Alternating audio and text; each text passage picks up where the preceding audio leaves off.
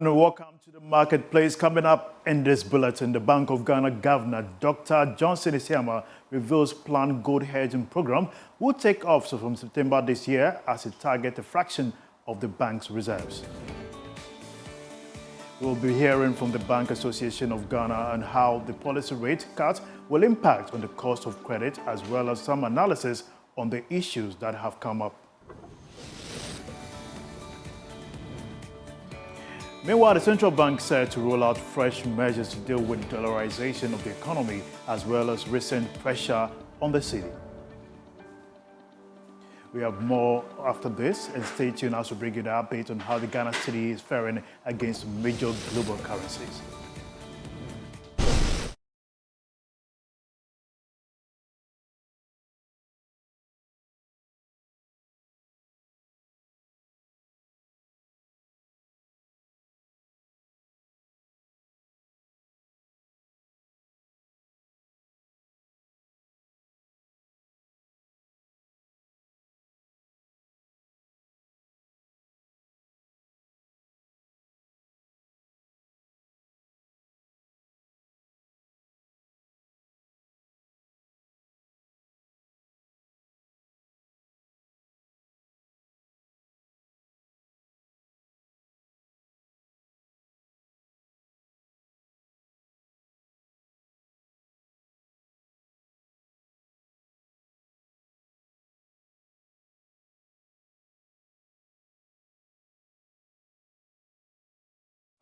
Welcome back to the marketplace. My name is Winston Taki, and now to our first business story.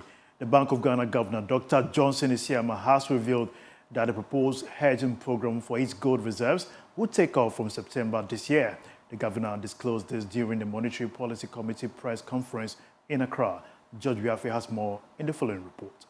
The governor of the Bank of Ghana, Dr. Johnson Isiama, says they are moving fast on this program to deal with future price volatility for gold. We made that point at the last MPC round. That exercise is on course. We are speaking to a number of banks in that regard. I'm sure within the next 1 month or so, we should be able to hedge a portion, of our stock.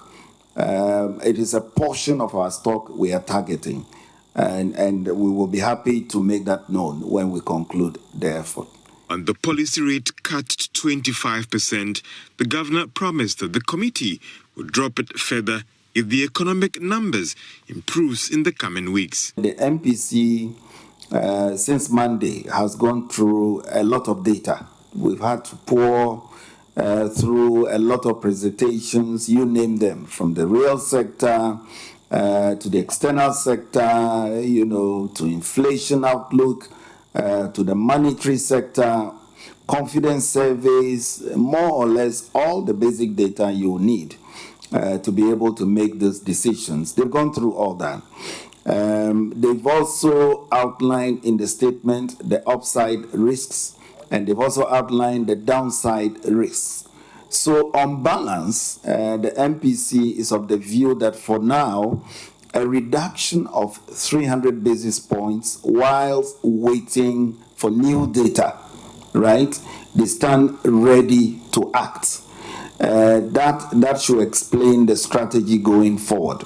The governor also revealed plans to help reduce interest rates in the country to about 10% in the coming months. Dr. Johnson Isiama also justified recent measures targeted at firms operating in the remittance sector. Meanwhile, the Bank of Ghana governor has announced that they will be rolling out fresh measures targeted at halting dollarization of the economy and deal with the recent pressures on the Ghana cedi. We want to monitor these flows to make sure that they accrue to the system. We are going to be very active on that front. We are following up with certain data requirements from all those players in the remittance space. Once we do that, the inflows will begin to come in, and whatever pressures you might be seeing locally should be contained. We are also moving ahead to monitor the nostro balances of banks. From now on, we will be monitoring transactions in the non-stroke balances of banks, all in an attempt to make sure that we don't have offshoring going on, as the technical term is used. And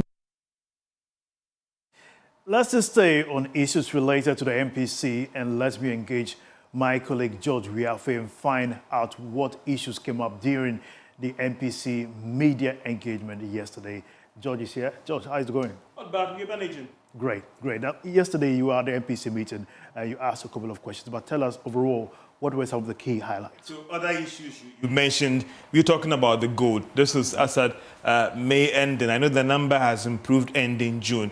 You're looking at the total gold holdings, about 32 tons. And the governor is saying that they are not going to actually hedge everything. So a fraction of that to be quite doing somewhere, maybe 10 or something, or maybe 8 or something. So it's not going to be everything, because it's a very interesting program that you want to tread cautiously and ensure that you don't get your hands bent in terms of going to engage the country in this program. The other things as well that has come up as well, you could look at the city stability, and the governor is talking about the fact that there will be strict enforcement of the FX rules, the strict to the letter. Also collaborating with security agencies to halt the quoting of prices in foreign currencies. This has been a very key issue. This has been a very key issue, and the laws are there, so they're not doing anything new. It is just about the enforcement. Also, the capitalization of commercial banks. He mentioned that by the end of this year, they're hoping that all the commercial banks are well capitalized, and also adequate dollar buffers as well is very critical in ensuring that they have built their dollar buffers to meet all the requirements from businesses and the commercial banks. Thank you very much, George, for this insight. Surely we'll be bringing you up-to-date discussion here. But now let's go on to Zoom and speak to the Chief Executive of the Ghana Association of Banks, John Ewa, for more insight on this. Welcome to the marketplace, Mr. John. Now, you had projected up to 2% cut in the policy rate. It has gone by more than that. Can we say you are quite satisfied by the rate cut? Kindly unmute, please. Yeah, so apologies for that. Thank you very much. We have said that we do anticipate a minimum, that is what we said, a minimum of 200 basis points. The MPC came out with 300 basis points reduction, which is largely in line with our expectation and with what the governor said, that we'll continue monitoring the economic fundamentals, and if things move in the direction that is expected, then we should anticipate further reduction in the policy rate. So it's largely in line with our expectations. Great. Is this cut going to impact on interest rates subsequently? Obviously, the policy rate carries about 40% weight in the variables that determine the Ghana reference rate. So with the reduction in the policy rate, today is 31st. By next Wednesday, which is when we will publish the new Ghana reference rate, we should see quite a good reduction in the GRR for August. If I am serving a loan or intend to take one, when will this action affect interest rate? If you have an existing facility or like existing loan with the bank, and you signed on to a variable rate loan, then any reduction or any movement in the Ghana reference rate will directly impact your servicing capacity, which means with the reduction, then your ability to service is enhanced, and you have a little bit of leg room to operate. Unfortunately, there are some loans within the system that are fixed rate loans. Fixed rate loans is more or less like you and the bank are gambling on where the rate is likely to be. You have agreed what I would call the equilibrium between the two of you, and you have signed on to a fixed rate loan. So that is, in spite of whatever happens, if you sign on to a fixed rate loan, then there is not going to be any impact on you. But if you are sanctioning or going in for a new facility, obviously, a loan pricing is referenced to the Ghana reference rate, and to the extent that the reference rate is definitely going to go down, come Wednesday when we publish it, you are going to have a reduced lending rate. with a reduced lending rate that is going to reflect shortly, what is next for the commercial banks? Yes, our view is the market variables are moving in the right direction. The policy rate has come down. Unfortunately, our assessment of the system also reveals that there are still some distortions in the market. Obviously, with policy rate presently at 25% and TB rates, sub 13, 10 and 9 for OMO, we see that the market is not properly synchronized. We are in direct discussions with the central bank to, work together to see how we can properly align the market rates. Because as participants, market confidence is important. And the investment community or investor community, they are watching what is happening. And we do not want a situation where there is too much disconnections within the pricing mechanism. And that is why we have already written to the central bank, and the governor has assured us that the points we have raised are issues that the MPC deliberated on, and they are issues that they will progressively be addressing.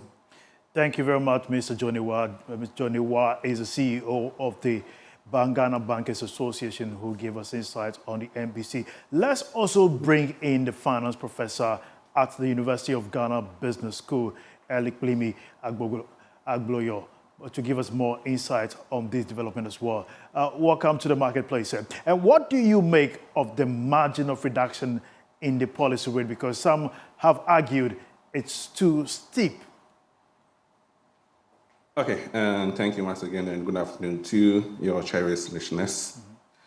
So at Tesa Capital, we expected a reduction of between 200 to 400 basis points. The committee reduced the rate by 300 basis points from 28% to now 25%. I don't think that the reduction is too steep. This is not the largest decline we've seen in history, i.e. since 2002. In March 2018, the committee reduced the rate by 400 basis points in just one meeting. Okay, so it's not too steep in my opinion. That is not the largest we've seen in history. It is interesting, though, to note that this wasn't a consensus decision. It was a decision by the majority of the committee, and that suggests that there may have been one or two dissenting views or voices. Again, prior to the meeting, Julie Kozak from the IMF urged the committee to maintain a tight monetary policy stance. I think that the drop of 300 basis points still suggests that monetary conditions are fairly tight. Great. What do you also make of the gold hedging program, looking at the costs associated with such initiatives? Well, so hedging, right, helps you to gain some certainty, i.e. you try to lock prices, okay? It has risks and it has benefits as well. The benefit is that you have certainty in terms of the prices that you can sell your gold for. However, the risk is that you may suffer losses, and we saw that around 1996, 1997, Anglo Gold Ashanti almost collapsed because it had entered into a hedging program. Maybe one of the ways that the BoG wants to mitigate this risk is by not hedging everything, but only hedging a portion of its gold, so that it still has the benefit of gaining from potential increases in gold prices.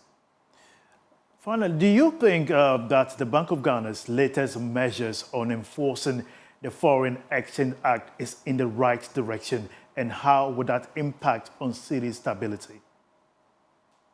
So I believe that it is. It's important that we live our legal tender is the cedi. Okay, so it's important that pricing is done in the cedi. Continual pricing in foreign currencies introduces risk for the cedi. It makes it more likely that the cedi will depreciate. Okay, so these measures are welcome. I think they are important. I think that they will help to stabilize the currency. A lot of transactions in our part of the world takes place in the black market, and the black market really does not sometimes help because the margins there are very high, and that contributes to the depreciation of the currency. We appreciate your time here on the marketplace. Elik Limi Agloyo is a finance professor speaking to us on the policy rate and assessment development from the last FPC meeting that was held yesterday. In other development, minority members of Parliament's Food, Agriculture and Cocoa Affairs Committee are calling on cocoa farmers across the country to reject any new producer price below 6,000 per ton from the Ghana Cocoa Board. The group, led by Dr. Isaac Opoku, ranking member on the committee and member of Parliament for Finso South, made a call at a press conference held in Akrodie in the Ahafo region under the theme, "Enough is Enough." Addressing the media, Dr. Opoku urged President John Mahama and the Minister of Food and Agriculture to honor the campaign promises to cocoa farmers, which included increasing the producer price to 6,000 Ghana cedis. Is here.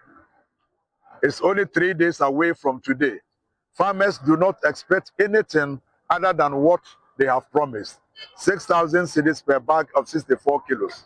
They also do not expect anything less than 2,900 per bag as arrears from the previous season, 2024-2025 season. Mr. President, kindly redeem your promise when the new cocoa price is announced in August. The ranking member, in addition, enumerated various excuses of the government. 7 excuses have been given to deceive farmers as to why the producer price cannot be adjusted upwards. 1 month, 1 excuse. Producer price back on. Excuses, baby.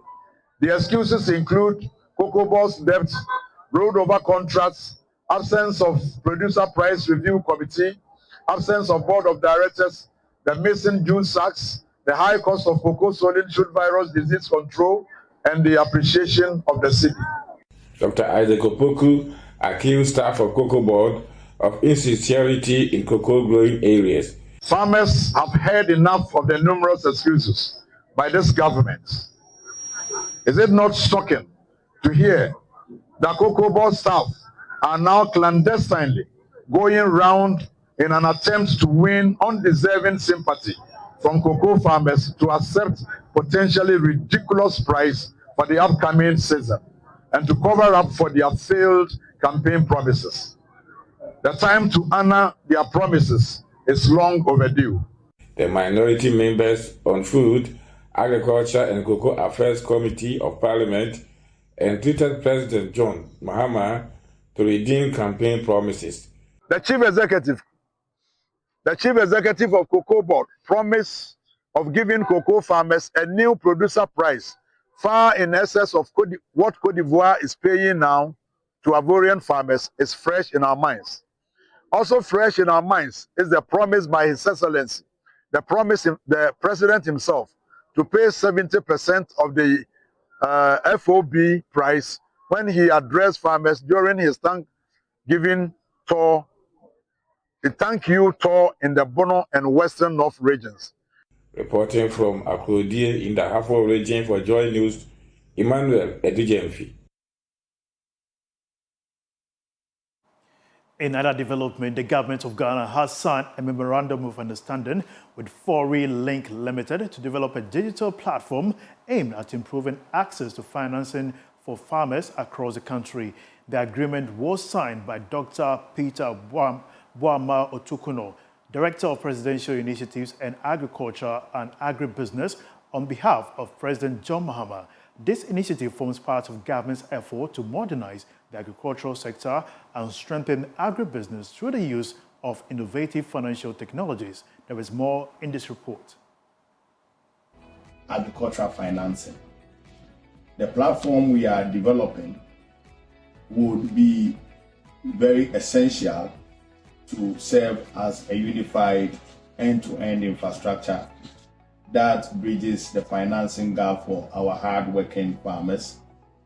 We would be leveraging this digital innovation to enable efficient, transparent, and inclusive access to affordable finance across the agricultural value chain.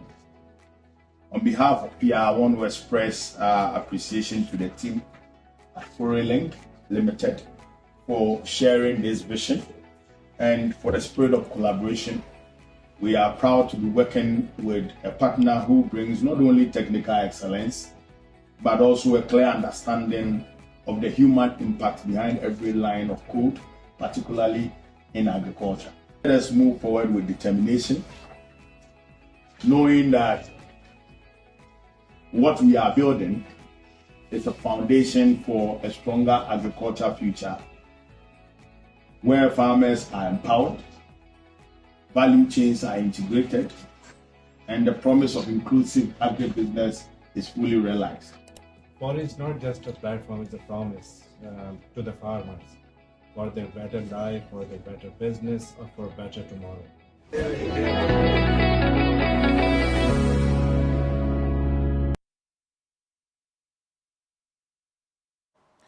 For more business update, visit myjoyonline.com/business, and you see on our first page more business updates on our website, which are insightful to advance business decision, and that you can see on our maiden street.